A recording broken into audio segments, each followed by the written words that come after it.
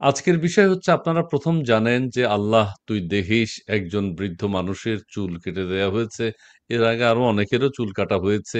বিষয়টি কি, কেন, কতটা মানবিক, কতটা অমানবিক সেটি আজকের আইনজ্ঞ আমাদেরকে জানাবেন। তার পাশাপাশি আমাদের মাননীয় প্রধান উপদেষ্টা এখন মার্কিন যুক্তরাষ্ট্রে রয়েছেন। তার নেতৃত্বে আমাদের একটা বিরাট দল মার্কিন যুক্তরাষ্ট্রে রয়েছে। সেই বিষয়গুলো আসতে পারে। বাংলাদেশে মব ভায়োলেন্স, বাংলাদেশে যে আতঙ্ক মানুষের মধ্যে বিরাজ করছে সেগুলোও আসবে।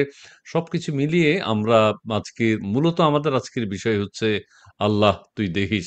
আল্লাহ তুই দেখিস একজন মানুষের কত যন্ত্রণা, কত দুঃখবোধ, কত অসহায়ত্ব থাকলে এই কথাটি বেরিয়ে আসতে পারে। ছোট্ট একটি কথা, আল্লাহ তুই দেখিস। এই কথাটি বেরিয়ে আসতে পারে সেটি আমরা দেখেছি। কতটা এটা কতটা অমানবিক হয়েছে, এসব আচরণ কতটা মানবিক হয়েছে সেটিও আমরা আজকের আইন বিশেষজ্ঞের কাছে জানতে চাইবো। আপনারা প্লিজ কাইন্ডলি একটু আমাদের লাইভটি শেয়ার করে দেবেন এবং আমাদের চ্যানেল 16 যারা এর মধ্যে সাবস্ক্রাইব করেছেন তারা তো ভালো করেছেন এবং যারা সাবস্ক্রাইব করেননি প্লিজ সাবস্ক্রাইব করে সঙ্গে থাকবেন। আমাদের ফেসবুক পেজ থেকেও এই অনুষ্ঠানটি সরাসরি সম্প্রচার করা হচ্ছে। আমরা মাঝে মধ্যে বিভিন্ন বিষয় নিয়ে কথা বলি এবং আমাদের দেশের যে সাম্প্রতিক সমস্যাগুলো রয়েছে সেগুলো আমরা উপস্থাপন করতে চাই জনগণের অ্যাওয়ারনেসের জন্য। প্রথম কথা হচ্ছে আমরা চাই দেশটা ভালো চলুক। আমরা দেশের মঙ্গল চাই, দেশের শান্তি চাই। সেটি আমাদের প্রত্যাশা। আমাদের একেএম ইসলাম, অ্যাডভোকেট একেএম ইসলাম তার অনেক গুণাবলী রয়েছে। তিনি আইন বিষয়ে অনেক পড়াশোনা করেছেন, অনেক কথা বলে থাকেন। আমরা তাকে যুক্ত করেছি। আজকে আমরা একজন মানুষের মুখ থেকে যে এইরকম একটা কথা বেরিয়ে আসতে পারে, আল্লাহ তুই দেখিস, এই বিষয়টি সম্পর্কে আপনার একটু মন্তব্য জানতে চাই। কখন এই ধরনের একটা কথা আসতে পারে? তারপর আমরা বিস্তারিত জানতে চাইব। প্রথমে আজকে চ্যানেল 16 এ আমাকে আমন্ত্রণ জানানোর জন্য আপনাকে অনেক অনেক ধন্যবাদ। এবং দর্শক এবং শ্রোতাদের প্রতি আমার সালাম রইল, শ্রদ্ধা রইল। আজকে যে বিষয়টি আপনি উঠিয়ে নিয়ে এসছেন, এটি একটি গুরুত্বপূর্ণ একটা সামাজিক এবং রাষ্ট্রীয় পর্যায়ের আম বিষয়বস্তু, যেটি মানুষের জীবনের, দৈনন্দিন জীবনের যে সুরক্ষা কবচটি সংবিধান থেকে একটা রাষ্ট্র যেকোনো একটা সিটিজেনকে দিতে পারে, সেটার একটা গর্হিত লঙ্ঘন হয়েছে। যেই বাক্যটি এই ব্যক্তি ফকির সাহেব বললেন যে, "আল্লাহকে তুই দেখিস।" আপনি যদি শুধু শাব্দিক অর্থে যদি না দেখে যদি দেখেন যে কিভাবে সে আল্লাহকে ডেকেছে এবং কি ইমোশনটা তার ভিতরে ছিল, কিভাবে একটা বাক্য এইভাবে আসতে পারে একটা মানুষের মধ্য থেকে, একটা ৭০ বছর যে নাকি ওনার এলাকার মানুষ ওনাকে লালনের মতো দেখেন বা ফকির হিসেবে ওনাকে শ্রদ্ধা করেন, এবং উনি একটা ব্যক্তিগত বিশ্বাসের মাধ্যমে কিন্তু উনি অনেকগুলো বছর কাটিয়ে দিয়েছে। এবং সেই স্বাধীনতাটা, তার যে বিশ্বাসের স্বাধীনতা এবং একজন নাগরিক হিসেবে একটি দেশে যে আ বিচরণ করা, এই যে জি, কতগুলো স্বাধীনতা যে মানে দিয়ে থাকে, সেটা সাংবিধানিকভাবে দিয়ে থাকে, আইন দিয়ে থাকে, স্টেট দিয়ে থাকে। সে সবকিছু লঙ্ঘন করে গেছে। ঠিক যখন নাকি তাকে জোরপূর্বক তার চুল শেভ করে দেওয়া হচ্ছে, জোরপূর্বক তার দাড়ির উপরে তার হামলা হলো, তার অবয়বের উপরে হামলা হলো, তার বিশ্বাসের উপরে হামলা হলো, যেটা নাকি বিশ্বজুড়ে একটা জি, বিষয় রয়েছে। কিছু, যেমন ধরেন জুইশদের দাড়ি, চুল, তারপরে আপনার মুসলমানদের দাড়ি, চুল, তারপরে হুম, আপনার বিভিন্ন ধর্মীয় যারা ঋষি জি, আছে, যারা ফকির আছে, এগুলোকে কিন্তু আইন সবসময়, সেই রাষ্ট্রের আইন কিন্তু তাদেরকে সেফগার্ড দিয়ে রাখে। বিকজ এটা হচ্ছে তাদের দৈনন্দিন একটা বেসিক ফান্ডামেন্টাল রাইটস এর মধ্যে পড়ে। আপনি দেখেন, আপনি আমাদের ইসলামে লাকুম দিনুকুম ওয়ালিয়া দিন। আপনির আপনার ধর্ম আপনি করবেন। আমার ধর্ম আমি করব। আমার আমি আপনাকে আপনার ধর্ম পরিচালনা করব না। এটা একটা হিনিয়াস ক্রাইম কিন্তু। আমি কতগুলো সেকশনের মধ্যে বলবো, কিন্তু সেইগুলো হচ্ছে যে এই যে স্বেচ্ছাচারিতা, একটা সংগঠনের নামে তারা কি মানব কি একটা সংগঠনের নাম দিয়ে তারা এই কাজগুলো ঢাকা থেকে এসে ময়মনসিংহে করেছে। এটি একটা অবৈধ কাজ করেছে। যেখানেই সে সংগঠন হোক আর যেটাই হোক, সে যদি কর্মটা অবৈধ হয়, আইন লঙ্ঘিত হয়, তাহলে তো সেটা জি, সেই সংগঠনও অবৈধ। তাই না? এই যে আল্লাহ আচ্ছা, তুই দেখিস, এই ব্যাপারটা কতটুক আবেগপ্রবণ, কতটুক একটা শব্দ। হ্যাঁ, একটা শব্দ, আপনি এই ৩ টা শব্দ শুধু না, এটার মধ্যে আমরা আম আইনের ছাত্র হিসাবে সবসময় বলি যে আমরা ৩ টা লাইন যদি পড়ি, ৩ টা শব্দ যদি পড়ি, তার মাঝে কিন্তু একটা ফাঁকা জায়গা থাকে। আমরা জি, সেখানে বলি সেখানেও বিটুইন দ্য লাইন মিনিং রয়েছে। এবং এটার বিশ্লেষণ কিন্তু ১-২ ওয়ার্ড না। এই বিশ্লেষণগুলো যার মতো করে তারা হাজার পাতা পর্যন্ত নিয়ে যেতে পারে। সো এটার কিন্তু একটা গুরুত্বপূর্ণ বহন করে। মানে বিষয়টা কিন্তু খুবই মানে কি বলবো? মানবেতর একটা বিষয় চলে এসছে। একটা ৭০ বছর বৃদ্ধ আম জোর করে ৩ জন যুবক তাকে তার তাকে মাথায় চুল শেভ করে দিচ্ছে তার ইচ্ছার বিরুদ্ধে। জোর এপ্লাই করেছে। এখানে কিন্তু লিগ্যাল ফিল্ডে আসলে অনেকগুলো এলিমেন্ট কিন্তু অ্যাট্রাক্ট করে। হ্যাঁ? এগুলো সেগ্রিগেট ডিটেইল করলে অনেকগুলো অ্যাট্রাক্ট করে। আপনি মনে করেন আপনি তার গায়ে ছুঁলেন না। কিন্তু আপনি অ্যাটেম্প্ট করেছেন। আপনি আপনি হাতে একটা ছোট্ট ব্লেড নিয়েছেন। এই যে আপনি প্ল্যানিং করছেন, এটাতেই কিন্তু আপনার অন্যায় হয়ে যাচ্ছে। এটা সাধারণত বলে অ্যাসাল্ট এর ভিতরে পড়ে। কিন্তু কথা হচ্ছে তখনও কিন্তু আপনার প্রিপারেশনটা এটা কি এইটার জন্যই আপনার সাজা হতে পারে। এখানেই আপনি আইন লঙ্ঘন করছেন। আপনি গায়ে হাত দিলে তো অনিচ্ছাপূর্বক তার গায়ে হাত দিচ্ছেন। এখানে তো অনেকগুলো অন্যায় আপনি অলরেডি আইনকে অ্যাট্রাক্ট করে ফেলছেন ভায়োলেশন গুলো। সো সেই দিক থেকে তাকালেও কিন্তু একটা গর্হিত কাজ হয়েছে এবং আরেকটা জিনিস আমি বলে রাখি যে ফৌজদারি কার্যবিধিতে এই ধরনের কোনো ক্রিমিনাল অ্যাক্ট কোনোদিনই তামাদি হয় না। অবস্থার পরিপ্রেক্ষিতে হয়তো অনেকে অনেক রিচ আউট করতে পারে না। অনেকের অবস্থান সেরকম জায়গায় থাকে না যে গ্রামগঞ্জ থেকে এসে এবং বাংলাদেশে বর্তমানে যে অবস্থা চলছে, এখানে মবের রাজ্য চলছে। এই মবের রাজ্যের আচ্ছা, আমরা মবের রাজ্যে আসবো। আমরা একটু কমেন্টস নিয়ে নিই। কি যে লিখছে এগুলো ডেইলি ব্লগ উইথ হাফিজ। খাগড়াছড়ির অবস্থা খুব খারাপ। ১৪০ ধারা জারি। আমি বিষয়টি এখনো জানি না। আপনি কিছু জেনেছেন কিনা? খাগড়াছড়ির ঘটনা কোনো মিডিয়ায় লাইভ না করার কারণ কি? অর্থাৎ খাগড়াছড়িতে কিছু একটা ঘটছে আমার রাইট। সম্ভবত আমি খাগড়াছড়িতে আমার জানা মতো ৫০ জনের বেশি সেখানে প্রাণ হারিয়েছে। সেখানে একটা আমাদের আনরেস্ট দেশে। চলছে। আমি একটা আম আমি একটা আ ট্রলে দেখেছি। আমি জানি না এখন ওটা নিয়ে আসলে আমি রিসার্চ করার সেই সময়টা আমি পাইনি অবশ্য। আম আমরা খাগড়াছড়ি নিয়ে নানান উদ্বেগ উৎকণ্ঠা আমাদের আছে, সেন্ট মার্টিন নিয়ে আছে, কক্সবাজার জি, নিয়ে আছে জি, এবং বিভিন্ন বিষয় নিয়ে আছে। আপনি যদি একটু আরেকটু ক্লিয়ার করেন দর্শক মণ্ডলী, আপনারা অনেকে লিখছেন গতকাল তাদের গ্রেপ্তারের একটি টিম আইন শৃঙ্খলা বাহিনীর স্বার্থে সমন্বয় সর্বশেষ তাদেরকে চাঁদপুরের একটি জায়গায় ট্র্যাক করা গিয়েছিল কিন্তু পালিয়ে সম্ভবত প্রত্যন্ত অঞ্চলে লুকিয়েছে। আচ্ছা, খাগড়াছড়ির ঘটনা কোনো মিডিয়া লাইভ না করার কারণ কি? তার মানে কিছু একটা ঘটছে। আপনি যতটুকু জানেন একটু কি প্লিজ বলবেন? একটা জিনিস কি বর্তমানে যে আলোকপাত হচ্ছে সেটা হচ্ছে যে আমি যে ট্রলটা দেখেছি যে ৫০ জনের মতো সেইখানে প্রাণহানি ঘটেছে খাগড়াছড়িতে এবং যেহেতু সেটি একটি আ এখন একটা সেক্লুডেড জায়গা করে ফেলেছে। ওখানে নিশ্চয়ই কিছু একটা হচ্ছে।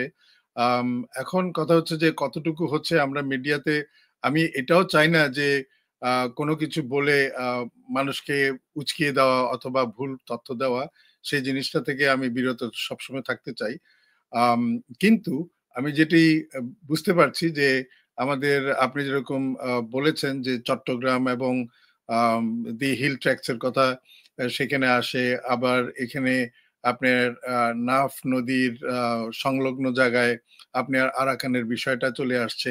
এই পুরো অঞ্চলটা এবং কিছুদিন আগে আমি একটি আ দেখলাম মিডিয়াতে দেখলাম সেটি হচ্ছে যে ত্রিপুরার যে সর্বশেষ রাজা ছিলেন সেই রাজার ছেলে সে কথা বলছিল।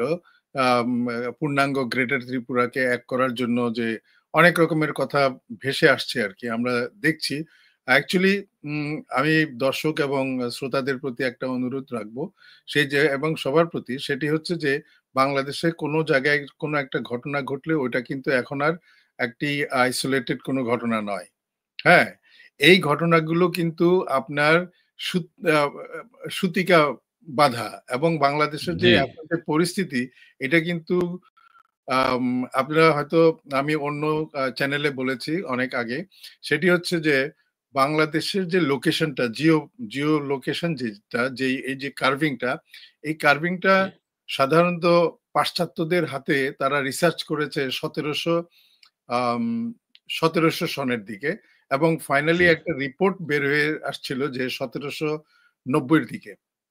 আচ্ছা, এই যে সেই আরেকটু বলি, এই যে আরাফাত, হ্যাঁ, ঘন্টার পর ঘন্টা সংঘর্ষ চলার পর রণক্ষেত্রে পরিণত হয়েছে খাগড়াছড়ির মহাজন পাড়া। জাতিগত দ্বন্দ্ব লাগিয়ে দিয়েছে মহাজনের নতুন মিশন বাস্তবায়ন চলছে। প্রশাসন পালন করছে দর্শকের ভূমিকা। তার মানে তো দেশবাসী জানে, তার মানে কোনো মিডিয়াতে নেই। পাহাড়ি এবং বাঙালিদের মধ্যে মারাত্মক রূপ ধারণ করেছে। ওরে বাবা!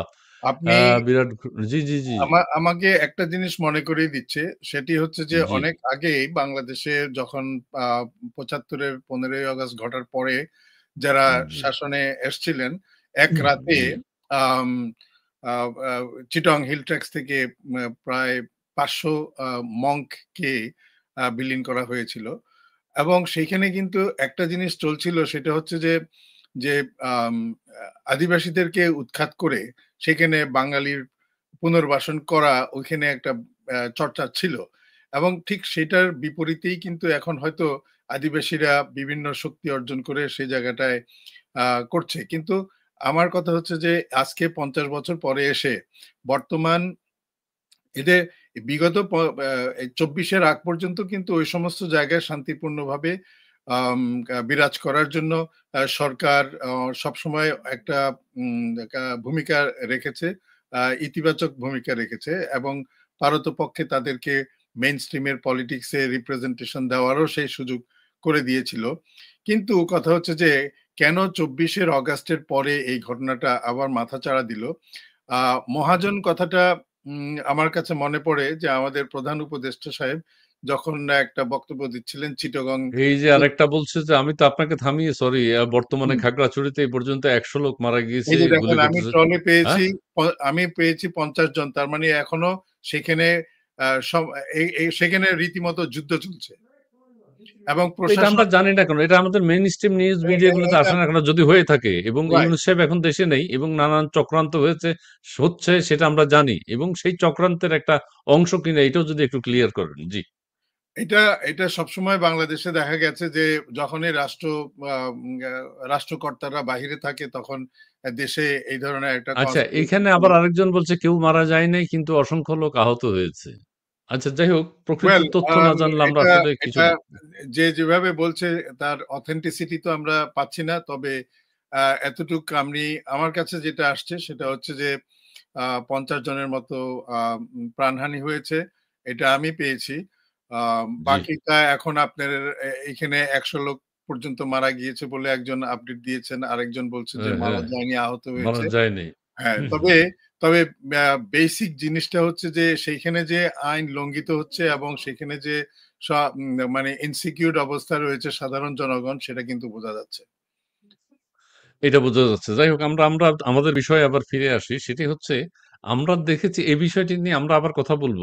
আ উম যুবক ভারতে এটা কি বলছে? রওশন আহমেদ জামাত নেতা তাহের বলেছে ৫০ লাখ যুবক ভারতের সঙ্গে যুদ্ধ করতে প্রস্তুত করেছে। এগুলো কি নানান কথা ভেসে বেড়াচ্ছে। যাই হোক, ঠিক আছে, আমরা অথেন্টিসিটি যেহেতু নেই, আমরা মতামত জেনে নিই, মতামত আকারেই নিই। যে আপনি কিছু রাইট, বলবেন এ রাইট। বিষয়ে? হুম।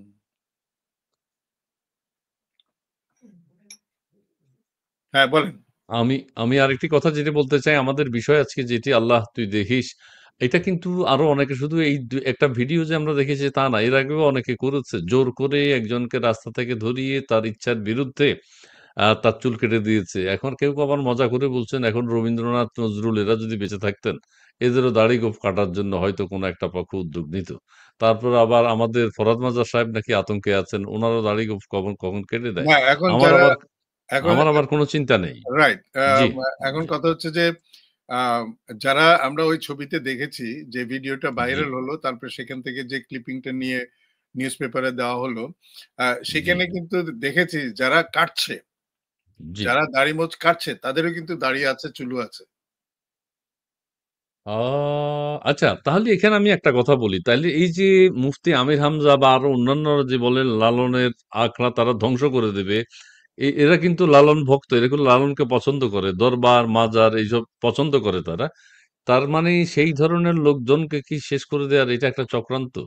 ওয়েল বা এটা চেষ্টা কিন্তু হচ্ছে এরকম? আপনি এটার চ্যাপ্টারটা কিন্তু এই বিষয়টা কিন্তু আজকের না, এই বিষয়টা অনেক আগের থেকে চলে আসছে। সেটা হচ্ছে যে খুব পুরনো একজন, উনার পুরো নামটা আমি বলতে পারছি না। সৌদি আরবে আ যেতে যে যেটা ওয়াহাবিজম শুরু করেছিল, পুরনো ওয়াহাবিজম, নট জি, কারেন্ট, জি, কারেন্টটা না আরকি।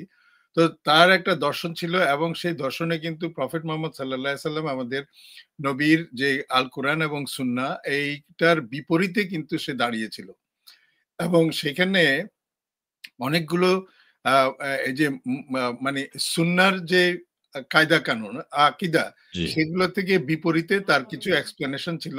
সেই এক্সপ্লেনেশন এর তার সেই ধারাবাহিকতায় পরবর্তীতে জি, আপনার আমাদের আলা মওদুদী সাহেব আ সেটা জি, ধারণ করেছেন এবং সেটাকে উম আ সেটার উপরে বেস করে উনি ইসলামকে, দ্যাট মিনস ইসলাম ধর্মকে রাজনীতিতে, রাষ্ট্রীয় রাজনীতিতে কিভাবে কাজে লাগানো যায় সেরকম অনেকগুলো লেখা লিখেছেন, অনেকগুলো বই লিখেছেন এবং সেইটার ধারাবাহিকতায় জামাতে ইসলামের, পাকিস্তান আমলে জামাতে ইসলামের আপনার উদ্ভব হয়। সেই জামাতে ইসলামের থিওরিটা যারা ৩ জন মিলে হুম, করেছিল, সেটি হচ্ছে দেওবন্দ মাদ্রাসা ভারতে যেটা, উনার একজন ইমাম ছিলেন। তারপরে আরেকজন, আমি ৩ জনের নাম আছে। তারপরে আলা মওদুদী সাহেব সহ। তো উনারা যে জিনিসটা করেছেন দেখেন আপনি, খুব আ আশ্চর্য বিষয় যে দেওবন্দ মাদ্রাসা এবং অনেকগুলো মাজার ভারতে কিন্তু রয়েছে। এবং এই ভারতে একটা উদাহরণ দেই। সেটি হচ্ছে যে দিল্লিতে হযরত নিজামুদ্দিন আউলিয়া সাহেবের মাজারের সেইখানে তার পাশেই আগেই, আপনি ঢোকার আগেই ওখানে একটা বাংলা মসজিদ রয়েছে। যেখানে যারা তবলিগ করে তাদের আখড়া। এই হুম, যে তবলিগ করে তাদের আখড়া, তারা কিভাবে সেটাখানে করে সেটা নিয়ে কারো মাথা ব্যাথা নেই। কিন্তু তারা কিন্তু করে। কিন্তু তারা কখনোই মাজারের প্রকটে বা মাজারে এখানে একটা বড় আপনার ম মোগলের সময় একটা মসজিদ তৈরি করে দেওয়া হয়েছিল এবং অনেক আ মা যারা বিশিষ্ট ব্যক্তিদের কবরও রয়েছেন এবং কবরগুলো মোগল সাম্রাজ্যের অনেকের কবর রয়েছেন। আ সবকিছু বে বে বাঁধাই করে কিন্তু খুব সুন্দরভাবে রাখা হয়েছে যত্ন করে। এবং এখন পর্যন্ত হযরত নিজামুদ্দিন আউলিয়ার যে বংশধরের কাছাকাছি যিনি রয়েছেন সেই বংশের সিলসিলায় আগে ছিলেন আ ইসলামউদ্দিন নিজামী সাহেব ছিলেন, উনার ছেলে এখন আর রয়েছে। এখন কথা জি, হচ্ছে যে এই যে জিনিসগুলো, এই প্রথাগুলো এবং উনারা আমাদেরকে সবসময় আ শিখাতেন এটা যে কবরে আসলে কিন্তু আপনি শুধু ফাতিহা পাঠ করবেন। এখানে কবর অনেকে জিয়ারত বলে, অনেকে ফাতিহা পাঠ বলে, অনেকে জিয়ারা বলে। এখানে কিন্তু এসে কেউ আ মাথা ঠোকে না। কেউ ওইভাবে আ কদমবুচি দেওয়ার সেই রেওয়াজ নাই। কিন্তু জি, সাধারণ মানুষ যখন যায় অতি ভক্তিতে তারা অনেক রকমভাবে অনেক কিছু করে। আরেকটি জিনিস আমি জি, যেটা দেখেছি সেটি হচ্ছে যে যা অনেক অনেক আ নন ইসলামিক পিপল ও কিন্তু আপনার ওই সমস্ত আ সেখানে যায়। হ্যাঁ, ওই জায়গায় যায়। যেমন আমাদের হযরত মাইনুদ্দিন হোসেন চিশতি রহমতুল্লাহ আলাইহ খাজা বাবা, উনার হুম, দরবারে আপনার সেই আম সেই মাজার সেই মাজারে কিন্তু মানুষ যায় এবং সেখানে আজমিরে, হুম, জি, আজমির শরীফে একটা প্রথা রয়েছে। হিন্দু হোক, খ্রিস্টান হোক, মুসলমান হোক আর যেই হোক, তাদের যেই সে জীবনের হুম, গুরুত্বপূর্ণ কোনো কাজ হুম, শুরু করার আগে তারা সেই মা এখান সেখানে সালাম দিয়ে আসে। এখন কথা হচ্ছে জি, খুব টেকনিক্যাল ছোট্ট একটা জায়গা। সেটা হচ্ছে মুসলমানরা গেলে কিন্তু তারা ফাতিহা পাঠ করে। আমরা পাশে দাঁড়িয়ে ফাতিহা পাঠ করি, আমাদের সূরা কালাম পড়ি। এটা আমাদেরকে যে শিখিয়েছে। কিন্তু যারা নন ইসলামিক তারা তো কুর্নিশ করার তাদের প্রথা রয়েছে। তাদের ভগবানকে তারা জি, কুর্নিশ করে। তাদের জি, পূজনীয়কে কুর্নিশ করে অথবা জি, সালাম দেয়। তো এইটা কিন্তু দেখে অনেকেই কিন্তু মনে করে যে মুসলমানরাও এখানে আসতে পারে। আসলে তা না। এই যে হুম, হুম, হুম, ইন্ডিয়াতে যে সমস্ত মাজার শরীফ রয়েছে সেখানে সব ধর্মের লোকজনই কিন্তু, মানে আমি যেতে দেখেছি। আসে, আসে। ওকে, ওকে, ওকে, ওকে জি, আপনাকে ধন্যবাদ। আমরা তাজুল ইসলাম বনি আমাদের সাথে যুক্ত হয়েছেন। আপনাকে স্বাগত চ্যানেল 16 এর পক্ষ থেকে শুভেচ্ছা। কেমন আছেন? কি অবস্থা? আলহামদুলিল্লাহ ভালো আছি। Sorry, I am extremely sorry, আমার একটু লেট হয়ে গেল। আমি আসলে অনেক আচ্ছা, ট্রাই করতেছিলাম ঢোকার জন্য, কিন্তু পাচ্ছিলাম না। আসলে আমি ইয়েটা যাই হোক। তো আচ্ছা যাই ঠিক হোক, আছে। আপনাদের আমি আমি কথা তো আমি শুনি। আমাদের বিষয়ে আসতে চাই। ঠিক আছে। আপনি সরি বলছেন, অসুবিধা নেই। আমরা আপনাকে পেয়েছি। আমাদের আজকে অ্যাডভোকেট সাহেব আছেন, তিনি আইনি বিষয়ে ব্যাখ্যা করছেন। সেটি হচ্ছে যে, আল্লাহ তুই দেখিস, এই বিষয়টার উপর আমাদের আজকের আলোচনা। যে একজন মানুষের কত কষ্ট, ক্ষোভ, দুঃখ থাকলে এই কথাটা বেরিয়ে আসে মুখ থেকে, অন্তর থেকে বেরিয়ে আসে। সেটি হচ্ছে তার মাথার চুল কেটে দেয়া হচ্ছে। এবং আপনি কি আমার কথা শুনতে পাচ্ছেন? জি, জি, আমি আমার দিকে দেখতে তাকাবেন একটু। জি, জি। আমার দিকে তাকাবেন একটু। জি, জি, হুম, জি। হুম। একটু তারপরে সেই কথাটি নিয়েই আইনি ব্যাখ্যাটা তো আমাদের আইন বিশেষজ্ঞ দিচ্ছেন। আপনার কোনো মতামত আছে কিনা এই সম্পর্কে বলেন। আপনার আর আমার কোনো সমস্যা নাই, সেটা বাদ দিয়ে বলেন। জি। না, আমি যেটা বলতে চাই সেটা হলো যে, এই যে ভদ্রলোক, এই ভদ্রলোককে যেভাবে নির্যাতন করা হলো এবং হুম, এক পর্যায়ে এসে উনি বললেন, "আল্লাহ তুই দেখিস।" এটা যে কত বড় আর্তনাদ, এটা যার ঘটে সে বলতে পারে। লোকটা ময়মনসিংহের এবং এই ভদ্রলোক একটা দোকানে বসেছিল। তো তখন একটা লোক আসলো, এসে তাকে বলল আচ্ছা, যে, "আপনি আচ্ছা কোথায় সেগুলো আমরা গেলেন?" জানি, সেগুলো আমরা জানি। সেগুলো ধরেন জানাজানি হয়ে গেছে এতদিন কিভাবে কি হলো। এটা কতটা মানবিক, অমানবিক আপনি কি সেটার কি সে সম্পর্কে কোনো এই আচরণটা সম্পূর্ণ আপনার অমানবিক, বেআইনি এবং সংবিধান এবং মানবাধিকারের সুস্পষ্ট লঙ্ঘন। আচ্ছা, আচ্ছা, আচ্ছা। আপনি একজন মানবাধিকার কর্মী প্লাস আপনার সোশ্যাল অ্যাক্টিভিস্ট সেই হিসাবে আপনার দৃষ্টিকোণ থেকে মানবাধিকারের সুস্পষ্ট লঙ্ঘন। ঠিক আছে? এটা অত্যন্ত গুরুত্বপূর্ণ বক্তব্য। জি। আরেকটা জিনিস আমি বলতে চাই, আমরা যারা বিভিন্ন সময় টাইম টু টাইম দেশের বাইরে থাকি, আ ছোট্ট একটা উদাহরণ দেই যে এটা কি ধরনের একটা অবস্থা। আমি যখন জাপানে ছিলাম তখন জাইকার এক ডাইরেক্টর আমাকে বলল, "তোমাকে একটা জিনিস দেখাবো। তুমি চলো আমার সাথে সিনজুকু স্টেশনে।" তো সিনজুকু স্টেশনের নিচে গেলাম, যায়ে দেখি বড়, বড় কার্টুন কাগজের। হুম, তার মধ্যে হুম, সুন্দর করে পেইন্ট করা বিভিন্ন ছবি আঁকা। তো বলল, হুম, "জানো এগুলোর ভিতরে মানুষ থাকে। বড়, বড় চুল, বড়, বড় মোজ।" তো দেখলাম আসলে তো এগুলোর ভিতরে মানুষ থাকে। তার মানে তোমরা কিছু করোনি এটার জন্য? এদেরকে অনেকবার নিয়ে পুনর্বাসন করেছি আমরা। হুম, হুম, হুম, হুম, হুম, হুম, হুম, হুম, হুম, হুম। পুনর্বাসন করেছেন। তো ওরা বলল কি যে এদেরকে নিয়ে যাই টাইম টু টাইম, নিয়ে সুন্দর খাওয়া-দাওয়া, পরিবেশ ওইখানে ওরা রাখে। কিন্তু কয়েকদিন পরেই করে কি ওরা আবার ওইখান থেকে এইখানে এসে এইখানেই থাকে। মানে তাদের কোনো সমস্যা নেই, কিন্তু তারা এইখানেই থাকে। এটা তাদের নেচার। আমি কানাডাতেও দেখেছি, এখনো দেখি যে প্রচন্ড ঠান্ডা, হাঁটু পরিমাণ স্নো। এই যে আপনার আমাদের অন্টারিও লেকের পাশে কিছু শেল শেল্টার আছে। মানুষ-টানুষ বসে দিনের বেলা বসে। আমি রাতে ২টা-৩টার সময় দেখছি এখানে কিছু লোক সাইকেল-টাইকেল নিয়ে আসে।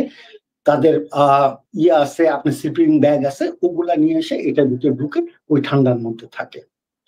আমি দেখছি এদেরকে টাইম টু টাইম ধরে নেয়। নিয়ে এদেরকে সুন্দর জায়গায় রাখে। এরা থাকে ওইখানে, কিন্তু কিছুদিন পরে এসে এখানেই থাকবে এরা।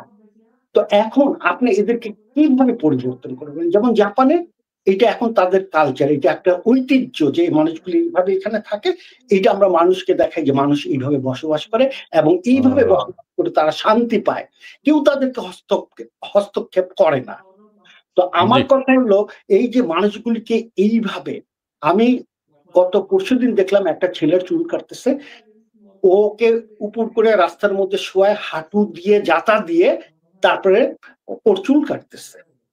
তো এখন আমার কথা হলো সেটা যে আমি যেটা বলতে চাই সেটা হলো আপনি কি পারমিশন নিচ্ছেন তার কাছ থেকে আপনি যেটা আচ্ছা, করবেন? আচ্ছা, আচ্ছা, আচ্ছা। হ্যাঁ, তার ইচ্ছার বিরুদ্ধে এগুলা করাটা আমি আইনি ব্যাখ্যা চাইবো। এখন আমাদের আইনজ্ঞ রয়েছেন। আমি আরেকটা কথা আপনার সাথে একটু বলি। কানাডাতে আমি এটাও জানি যে এখানে নেটিভ যারা আছেন তারা কিন্তু তারা ওই আগে যেভাবে বসবাস করতেন সাসকাচুয়ানে বা অন্য কোনো অঞ্চলে বিভিন্ন অঞ্চলে আছে সেভাবেই তারা বসবাস করে।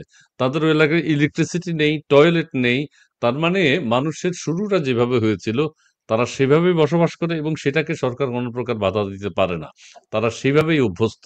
সো সেটাকে তারা স্বাধীনতা দিয়ে থাকে।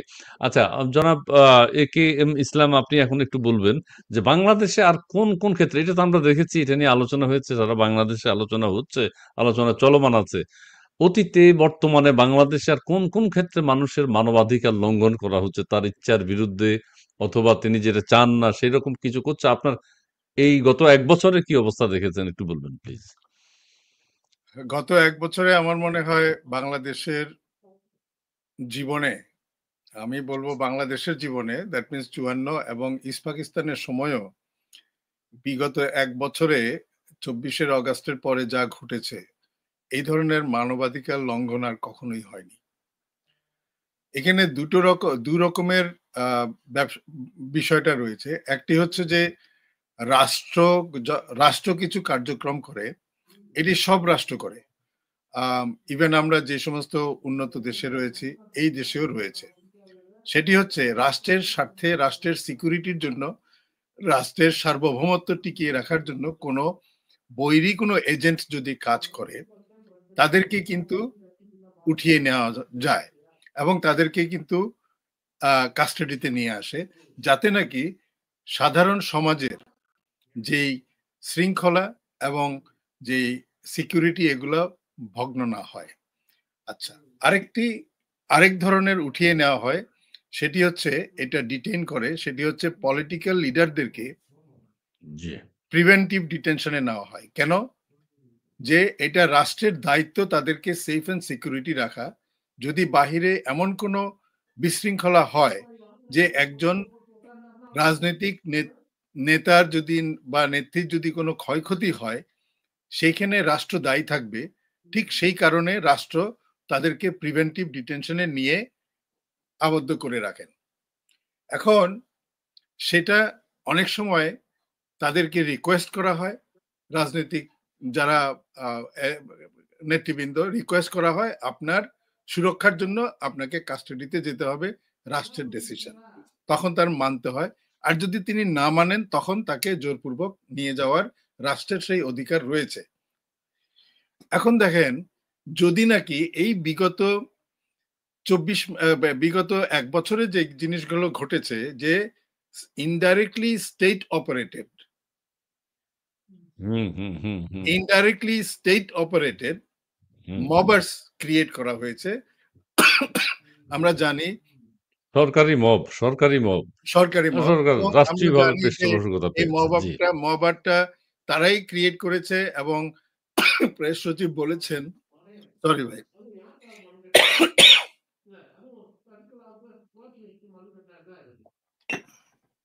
ও আমি একটু দর্শকদের ব্যাপারে বলে রাখি, আপনাদের ব্যাপারে। এইটা এইটা অ্যাকচুয়ালি আমার হিবিস্কাস চা। এটার মানে রংটা রেড অনেক ওয়াইন, সময়, রেড ওয়াইন, আমি তো ভাবছিলাম রেড ওয়াইন। না ভাই, আমি ওই জায়গায় নাই। আমি শুধু রেড বিভিন্ন ওয়াইন রকমের নেই। চা খাই। হ্যাঁ, তো ও আচ্ছা, আজকে চা। চা। আচ্ছা, আচ্ছা। আ আমি তো মনে করছিলাম রেড ওয়াইন। ও না, আমার আচ্ছা, ঠিক কাছে আছে। মোটামুটি ১৫-১৬ রকমের চা আমি প্রায় জি, জি, একটার পর জি, একটা জি। খেতে থাকি। জি, যাই জি। হোক, এখন কথা হচ্ছে যে আ তো এই আচ্ছা, ধরনের, এখানে আরেকটা কথা একটু বলে নিই। ডোনাল্ড ট্রাম্পের সাথে ইউনূসের ছবিটি ভুয়া। মূলত এই ছবিটি পানামার প্রেসিডেন্টের এবং কেটে নাকি আম দিয়ে করা হয়েছে, আমি এআই কিন্তু দিয়ে করা হয়েছে। আমি সকালবেলায় জানি না। এআই দিয়ে করেছে এটা। আমি হ্যাঁ? সকালবেলায় তার এটা পাশাপাশি ২ টা ছবি দেখলে আপনি বুঝতে পারবেন এটা সম্পূর্ণ এআই দিয়ে করা। হ্যাঁ। আ আবার ইউনূস সাহেবের মেয়ের পিছনে হলো আমেরিকান ফ্ল্যাগ। মানে এটা কি ঠিক? না, আমি এটা জানি না। ফ্ল্যাগটা তো থাকবে ইউএস এর প্রেসিডেন্টের ট্রাম্পের দিকে। দেখেন, প্রেসিডেন্টের দিকে। আমি এই ব্যাপারে একটা কথা বলি। আমাদের জি, যে আইফোন রয়েছে, এই জি। যে আইফোন বর্তমানের যে এডিশনটা, সেই এডিশনে আপনি একটা ফুল মুভি এডিট করে বের করে নিয়ে আসতে পারবেন। হ্যাঁ, ঠিক আছে?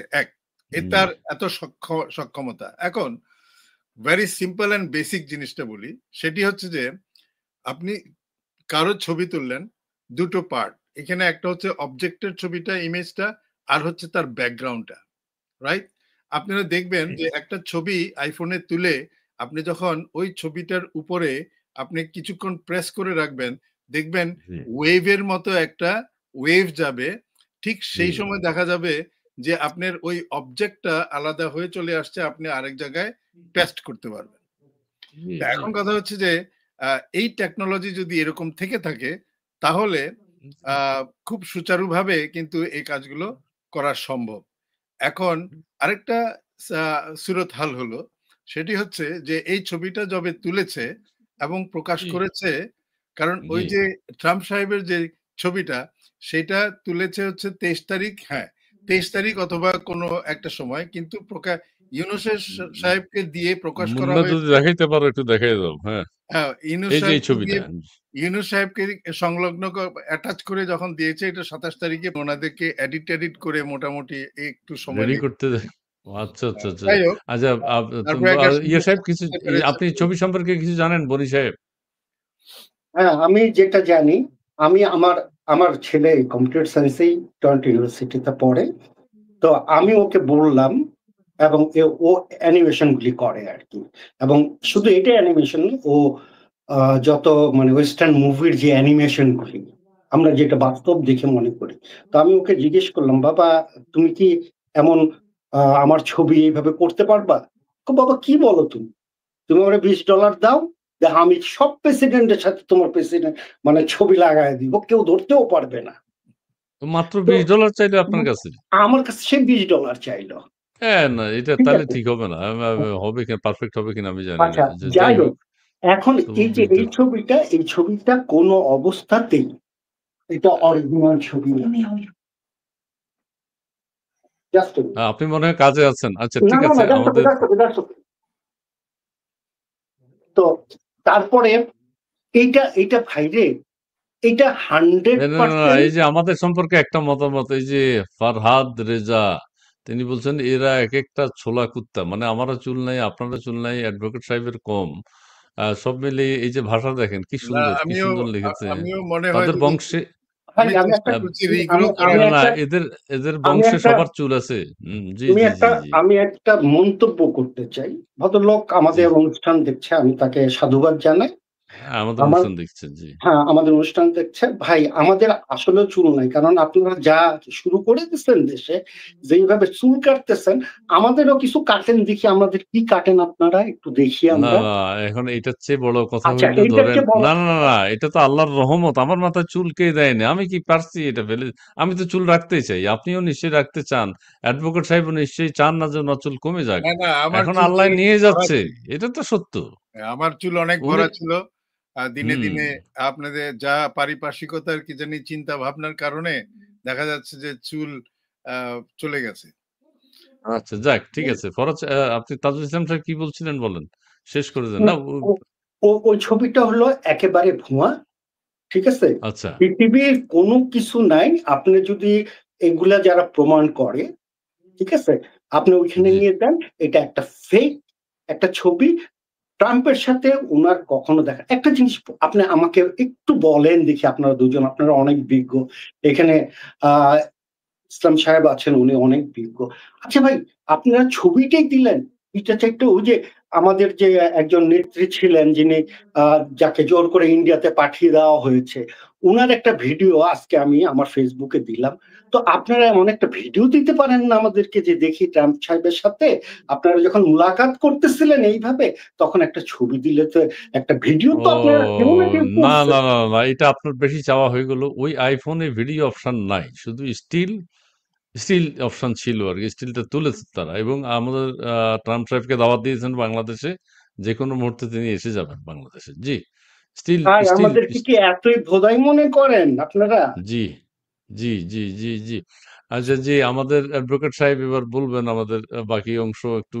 আমরা যে আলোচনায় ছিলাম সেটি হচ্ছে যে এই মানবাধিকার আমরা কিছুক্ষণের মধ্যে শেষ করবো। আর ৫ মিনিট আছে, আর ৫ মিনিট, আর ৫ মিনিট। আমি কিছু দর্শকদের উদ্দেশ্যে বলে যেতে চাচ্ছি। সেটি হচ্ছে যে আ এই ধরনের ঘটনা বাংলাদেশে যেহেতু ঘটছে অহরহ, আপনারা যে জি, যেখানে যেটা আ যখনই আপনাদের সামনে পড়বে, আপনারা অবশ্যই আ সেটাকে উম আ ভিডিও ধারণ করবেন। প্রত্যেকের কাছে আজকাল ফোন থাকে এবং হুম, এটা হয়তো ১ বছর পরে আপনার এই ভিডিওটা কাজে লাগবে। একটা এভিডেন্স হুম, হুম, হিসেবে আসবে এবং যারা ভুক্তভোগী তারা না জি, হোক, তাদের আত্মীয়স্বজন হোক, তাদের নিকটবর্তী যেই জনই থাকুক না কেন, আপনারা চেষ্টা করবেন দুটো জিনিস। একটি হচ্ছে যে পুলিশে এটাকে ফার্স্ট ইনফরমেশন দেওয়ার জন্য এটাকে এফআইআর বলা হয়। যদি সেটা সেখানে না নেওয়া হয় সেটারও একটা ভিডিও চিত্র নিয়ে রাখবেন। যে আপনি যখন এটা দিতে যাচ্ছেন নিলেন না, পুলিশ অফিসার নিলেন না। হ্যাঁ? বা জি। আপনি ঢুকতে পারছেন না, আপনাকে ঢুকতে দিচ্ছে না, দরজাতেই ঢুকতে দিচ্ছে না, সেটারও ভিডিও করে রাখেন। ১, ২ নম্বর হচ্ছে সেখান থেকে ফিরে গিয়ে আপনি কমপ্লেইন রুজু করবেন ম্যাজিস্ট্রেট কোর্টে। এখন কথা আচ্ছা, হচ্ছে গুড। যে ম্যাজিস্ট্রেট কোর্টে যখন কমপ্লেইন রুজু করবেন, তখন আপনার ওই ভিডিওটা কাজে লাগবে এবং দেখাবেন যে আমি পুলিশ থানায় দিতে পারিনি, আমি পারতেছি না, আমার পক্ষে সম্ভব না। আমি এই কোর্টে আসলাম, কমপ্লেইন নিতে হবে। এখন সেখানেও যদি কমপ্লেইন না নিয়ে থাকে, আচ্ছা, সেটাও ভিডিওর আপনার কোনো গুরুত্ব আছে কিনা? আইনি ক্ষেত্রে হ্যাঁ, ভিডিও অবশ্যই। ভিডিও কি অ্যালাউ আজকাল করে? আছে, আজকাল আছে। জি। এখন কথা হচ্ছে যে, যেকোনো একটা জিনিস হচ্ছে প্রাইমা ফেসি যে এভিডেন্স গুলো মানুষের থাকে সেটাকে সাপোর্ট করে হচ্ছে পরবর্তীতে যারা এই জিনিসগুলো দেখেছে, যে ঘটনাটা দেখেছে তাদেরকে সাক্ষী হিসাবে নিয়ে আসলে তারা যে স্টেটমেন্ট সুরতহাল স্টেটমেন্ট বলে, মানে সে আখু মানে নিজের চোখে দেখা যে স্টেটমেন্টটা সেটার যে স্টেটমেন্টটা দিবে সেই স্টেটমেন্ট গুলো তাদের কে কে সেখানে ছিল কাইন্ডলি তাদেরও ছবি-টবি নিয়ে রাখবেন এবং ওই ভিডিওর মধ্যে নিয়ে রাখবেন। আমি তারপরে দেখেন এই ঘটনাটা কিন্তু ৪ মাস আগে হয়েছিল। ৪ মাস হুম, আগে হুম, হুম, অনেক হুম। বাধা বিপত্তির পরে কিন্তু এখন অনেকভাবে অনেকে যখন বলেছে, ভিডিও যখন ভাইরাল হলো, যখন সবাই বিচার চাচ্ছে, তখন কিন্তু পুলিশ থানা কিন্তু এটাকে অগ্রাহ্য করতে পারে নাই বিধায় কিন্তু এই মামলাটা মামলা নেওয়া নিচ্ছে। হয়েছে এবং এখন ইনভেস্টিগেশন চলছে। তো এটাই বলে হুম। রাখি সেটি হচ্ছে যে আপ এই ধরনের অন্যায়ের জন্য একজন সিটিজেনের, একজন নাগরিকের ক সাংবিধানিক এবং কি জানি আর্টিকেল 31, 34, 32 এই 30 তে এখানে এটা আ সংরক্ষিত করা আছে। যে আপনার অধিকার, আপনার ফান্ডামেন্টাল রাইটস কিন্তু এই আলোকে আ সংবিধান আপনাকে রক্ষা দিয়ে সুরক্ষা কবচ দিচ্ছে। তারপরে আবার এই আইনগুলো যে ফৌজদারি কার্যবিধি এবং পেনাল কোডের আন্ডারে যে আপনার এটা আইন ভঙ্গ হচ্ছে সেটা কিন্তু সুস্পষ্টভাবে আছে। ইভেন কেউ যদি কাউকে অশালীনভাবে কথা বলে এবং সে যদি সেখানে দুঃখ পায় সেটার জন্য কিন্তু বাংলাদেশ আইনে কাভার করে, কিন্তু আমেরিকান আইনে এটার কোনো কাভারেজ নেই। আচ্ছা, আচ্ছা। যেহেতু আচ্ছা। বাংলাদেশের মানুষ আপনারা এই বেসিক কাজগুলো যদি ঠিকভাবে নিয়ে রাখেন, আজ হোক কাল হোক, ১ বছর পর হুম, হোক, ১০ বছর পর হোক, হুম, ফৌজদারি হুম। ফৌজদারি কোনো অন্যায়ের কিন্তু কোনো তামাদি নেই।